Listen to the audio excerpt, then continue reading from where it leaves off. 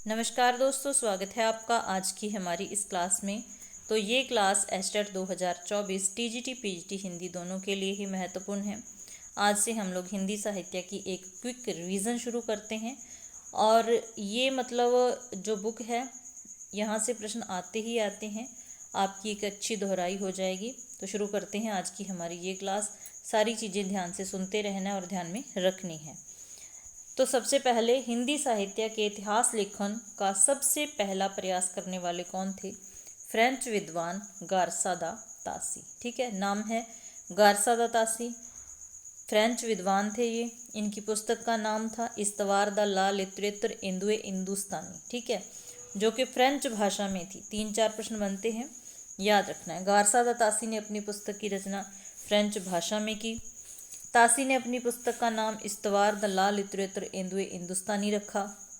यह पुस्तक 2 भागों में विभक्त है, जिसका पहला प्रकाशन 1839 और दूसरा 1847 में हुआ। ठीक है, यह ग्रंथ ग्रेट ब्रिटेन और आयरलैंड की प्राच्य साहित्य अनुवादक समिति की ओर से पेरिस में मुद्रित हुआ। कहाँ मुद्रित हुआ? पेरिस में। ठीक है, इसका विभाजन होता है द्वितीय संस्करण में 3 भागों में, ये याद रखना है। और उसका प्रकाशन होता है फिर 1871 में।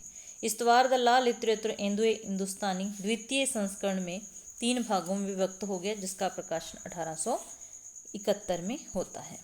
तासी ने, ये क्वेश्चन बहुत ही महत्वपूर्ण और बहुत सारे एग्जाम में पूछा जाता है कि तासी ने अपनी पुस्तक में हिंदी और उर्दू के अनेक कवियों का विवरण अंग्रेजी वर्ण क्रमानुसार दिया।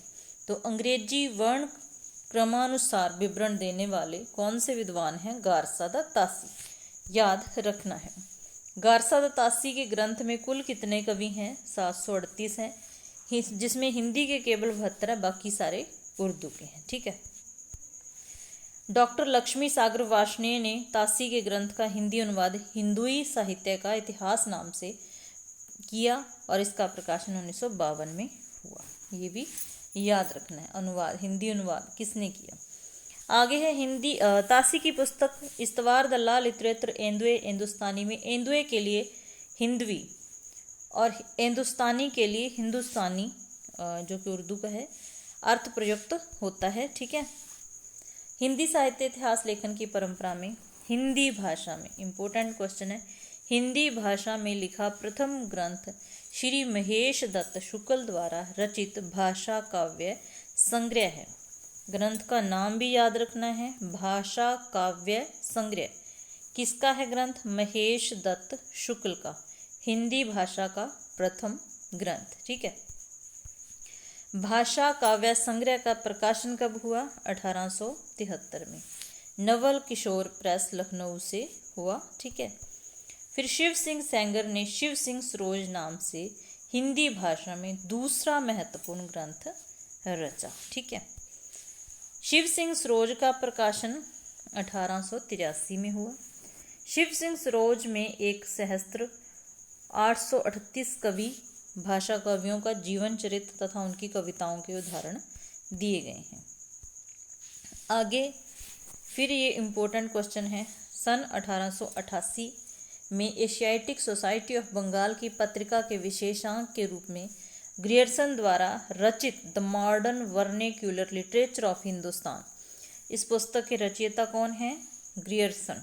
ठीक है, जॉर्ज ग्रियर्सन। जॉर्ज ग्रियर्सन की पुस्तक का क्या नाम है? The modern vernacular literature of Hindustan का प्रकाशन हुआ। ठीक है, उसके बाद जॉर्ज ग्रियर्सन द्वारा रचित the modern vernacular literature of Hindustan को सच्चे अर्थों में हिंदी साहित्य का पहला इतिहास ग्रंथ माना जाता है। सच्चे अर्थों में हिंदी साहित्य का पहला ग्रंथ किसे माना जाता है?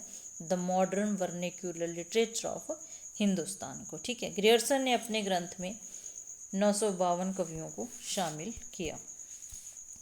फिर डॉक्टर किशोरी लाल गुप्त ने the modern vernacular literature of Hindustan का हिंदी साहित्य का प्रथम इतिहास शीर्षक से हिंदी में अनुवाद किया। इसका अनुवाद हिंदी साहित्य का प्रथम इतिहास के नाम से करने वाले डॉक्टर किशोरी लाल, जिसका प्रकाशन 1957 में होता है। ठीक है, ग्रियर्सन ने कवियों और लेखकों का काल क्रमानुसार वर्गीकरण तथा उनकी प्रवृत्तियों को स्पष्ट किया है। तो ग्रियर्सन ने काल क्रमानुसार वर्गीकरण किया है। अंग्रेजी वर्ण क्रमानुसार वर्गीकरण किसने किया है, याद रखना है। ठीक है। विभिन्न युगों की काव्य प्रवृत्तियों की व्याख्या करती हुए उनसे संबंधित सांस्कृतिक परिस्थितियां व प्रेरणा स्रोतों का उद्घाटन किया। ठीक है। फिर जो मेन पॉइंट आता है वहां पर मैं आपको बता दूंगी कि हाँ इसको याद रखना है। और क्लास अच्छी लगे तो लाइक कर देना, क्योंकि ये तो थोड़े दिनों में ही पूरा इतिहास कंप्लीट हो जाएगा, पूरा साहित्य कंप्लीट हो जाएगा। ठीक है। प्रस्तुत ग्रंथ को विभिन्न काल खंडों में विभक्त किया गया है तथा प्रत्येक अध्याय काल विशेष का सूचक है। जॉर्ज ग्रियर्सन ने प्रथम बार हिंदी साहित्य का भाषा की दृष्टि से क्षेत्र निर्धारण करते हुए संस्कृत, प्राकृत एवं अरबी फारसी मिश्रित उर्दू को उससे पृथक किया। ठीक है। फिर उसके बाद है, ये इम्पोर्टेंट क्वेश्चन है, बहुत बार पूछा जाने वाला ये प्रश्न है कि 16वीं 17वीं शताब्दी के युग यानी कि भक्ति काल को हिंदी काव्य का स्वर्ण युग मानना ग्रियर्सन की महत्वपूर्ण उपलब्धि थी। किसने माना है 16वीं 17वीं शताब्दी के युग को यानी कि भक्ति काल को हिंदी काव्य का स्वर्ण युग? तो किसने माना है? जॉर्ज ग्रियर्सन ने। इतनी सारा हमने पढ़ा है, इसमें से बहुत सारे इंपॉर्टेंट क्वेश्चन बन गए हैं। आगे मिश्र बंधुओं ने मिश्र बंधु विनोद नामक इतिहास ग्रंथ की रचना की है। इतिहास ग्रंथ से रचयिता का मिलान भी आ जाता है, तो याद रखना है। मिश्र बंधुओं में कौन शामिल नहीं है? गणेश बिहारी, श्याम बिहारी, शुकदेव बिहारी मिश्र। तो ये नाम याद रखने, कौन कौन थे ये मिश्र बंधु? गणेश बिहारी, श्याम बिहारी, शुकदेव बिहारी। गणेश बिहारी, श्याम बिहारी, शुकदेव बिहारी। मिश्र बंधु विनोद 4 भागों में विभक्त है, जिसके प्रथम 3 भागों का जो प्रकाशन है 1913 में और चतुर्थ भाग का प्रकाशन 1934 में हुआ। ये भी इम्पोर्टेंट है, याद रखना है। प्रथम तीनों भागों का प्रकाशन 1913 में होता है और चतुर्थ का 1934 में होता है। मिश्र बंधु विनोद में 4591 कवियों का जीवन वृत्त वर्णित है। इसमें एक अज्ञात कवियों को प्रकाश में लाने के साथ ही उनके साहित्य महत्व को स्पष्ट करने का प्रयास किया गया है। मिश्र बंधु विनोद में कवियों का सापेक्षिक महत्व निर्धारित करने के लिए उनकी 4 श्रेणियां बनाई गई हैं। हिंदी साहित्य इतिहास लेखन की परंपरा में आचार्य रामचंद्र शुक्ल द्वारा रचित हिंदी साहित्य का इतिहास का सर्वोच्च स्थान है। ठीक है, इम्पोर्टेंट है, याद रखना है। हिंदी साहित्य के इतिहास में आचार्य रामचंद्र शुक्ल द्वारा रचित हिंदी साहित्य का इतिहास का सबसे सर्वोच्च स्थान है। ठीक है। अगर किसी ने लाइक नहीं किया और क्लास अच्छी लग रही है तो लाइक जरूर कर दो। आगे है आचार्य शुक्ल का इतिहास। मूलतः नागरी प्रचारणी सभा द्वारा प्रकाशित हिंदी शब्द सागर की भूमिका के रूप में हिंदी साहित्य का विकास के नाम से सन 1929 में प्रकाशित हुआ। तो ये पॉइंट भी इम्पोर्टेंट है। आचार्य शुक्ल जी का इतिहास मूलतः नागरी प्रचारणी सभा द्वारा प्रकाशित हिंदी शब्द सागर की भूमिका के रूप में हिंदी साहित्य का विकास के नाम से सन 1929 में प्रकाशित हुआ। हिंदी साहित्य का इतिहास में 1000 कवियों और लेखकों को शामिल किया गया है। आचार्य रामचंद्र शुक्ल जी ने शिव सिंह सेंगर, जॉर्ज ग्रियर्सन तथा मिश्र बंधुओं के इतिहास को कवि वृत्त संग्रह कहा है। इम्पोर्टेंट है, याद रखना है। कवि वृत्त संग्रह किन किन के इतिहास को कहा है? किसने कहा है? आचार्य रामचंद्र शुक्ल जी ने शिव सिंह सेंगर, जॉर्ज ग्रियर्सन तथा मिश्र बंधुओं के इतिहास को कविवृत्त संग्रह का नाम दिया है। आचार्य शुक्ल ने लिखा है कि जबकि हाँ, ये जो कथन है बहुत बार पूछा जाता है, याद रखना है। क्या कहा है कि जबकि प्रत्येक देश का साहित्य वहाँ की जनता की चित्तवृत्ति का संचित प्रतिबिंब होता है, तब यह निश्चित है कि जनता की चित्तवृत्ति के परिवर्तन के साथ साथ साहित्य के स्वरूप में भी परिवर्तन होता चला जाता है। आदि से अंत तक इन्हीं चित्तवृत्तियों की परंपरा को परखते हुए साहित्य परंपरा के साथ उनका सामंजस्य दिखाना ही साहित्य का इतिहास कहलाता है। तो ये कथन किसका है? आचार्य रामचंद्र शुक्ल जी का। जनता की चित्तवृत्ति बहुत कुछ राजनैतिक, सामाजिक, सांप्रदायिक तथा धार्मिक परिस्थिति के अनुसार होती है। सर्वप्रथम आचार्य शुक्ल ने साहित्य इतिहास को आलोचना से पृथक कर तथा अपने विकासवादी एवं वैज्ञानिक दृष्टिकोण का परिचय दिया। ठीक है। आचार्य शुक्ल ने साहित्य इतिहास के प्रति एक निश्चित व सुस्पष्ट दृष्टिकोण का परिचय देते हुए युगीन परिस्थितियों के संदर्भ में विकास क्रम की व्याख्या करने का प्रयास किया है। आचार्य शुक्ल ने काल विभाजन के अंतर्गत हिंदी साहित्य के 900 वर्षों के इतिहास को 4 सुस्पष्ट कालखंडों में विभक्त किया है। शुक्ल जी ने भक्ति काल को 4 भागों में या शाखाओं में बांटकर उसे सर्वप्रथम शुद्ध दार्शनिक एवं धार्मिक आधार पर प्रतिष्ठित किया। तो भक्ति काल 2 भागों में बंट गया, निर्गुण धारा, सगुण धारा। फिर निर्गुण धारा में ज्ञानाश्रय और प्रेमाश्रय, और सगुण धारा में राम भक्ति और कृष्ण भक्ति। तो यहाँ से भक्ति काल से बहुत सारे प्रश्न बनते हैं। आगे रामचंद्र शुक्ल ने अपने इतिहास में पहली बार कवियों और साहित्यकारों के जीवन चरित्र संबंधी इतिवृत्ति के स्थान पर उनकी रचनाओं के साहित्यिक मूल्यांकन को प्रमुखता दी। तो रचनाओं के साहित्यिक मूल्यांकन को प्रमुखता देने वाले आचार्य शुक्ल जी हैं। एडविन ग्रीव्स महोदय ने सन 1917 ईस्वी में अंग्रेजी भाषा में ए स्केच ऑफ हिंदी लिटरेचर नाम से हिंदी साहित्य का एक संक्षिप्त इतिहास ग्रंथ लिखा। तो इम्पोर्टेंट है, स्केच ऑफ हिंदी लिटरेचर किसका ग्रंथ है? एडविन ग्रीव्स का।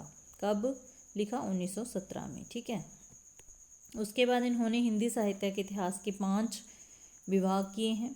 फिर सन 1920 में FEK, ये भी याद रखना है, FEK ने अंग्रेजी भाषा में ए हिस्ट्री ऑफ हिंदी लिटरेचर नाम से एक इतिहास ग्रंथ लिखा।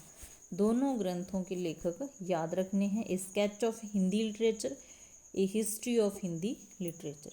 ठीक है।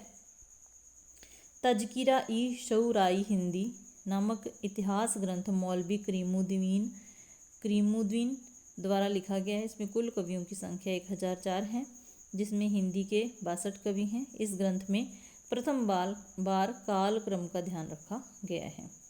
फिर आचार्य हजारी प्रसाद द्विवेदी जी के 3 ग्रंथ हैं, इंपॉर्टेंट है तीनों ग्रंथों के नाम। पहला है हिंदी साहित्य की भूमिका, क्योंकि इतिहास ग्रंथों से एक प्रश्न लगभग हर बार आ जाता है। तो इनमें से कौन सा ग्रंथ हजारी प्रसाद द्विवेदी जी का नहीं, ऐसे पूछा जा सकता है। तो हिंदी साहित्य की भूमिका 1940, हिंदी साहित्य उद्भव और विकास 1952, हिंदी साहित्य का आदिकाल 1952। तीनों ही ग्रंथ किसके हैं? हजारी प्रसाद द्विवेदी जी के हैं।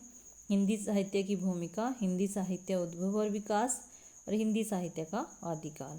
फिर आचार्य द्विवेदी जी ने अपने इतिहास में परंपरा की निरंतरता का अनुशीलन करते हुए एक व्यापक इतिहास दर्शन की भूमिका तैयार की है। ये बहुत बार पूछा जाता है।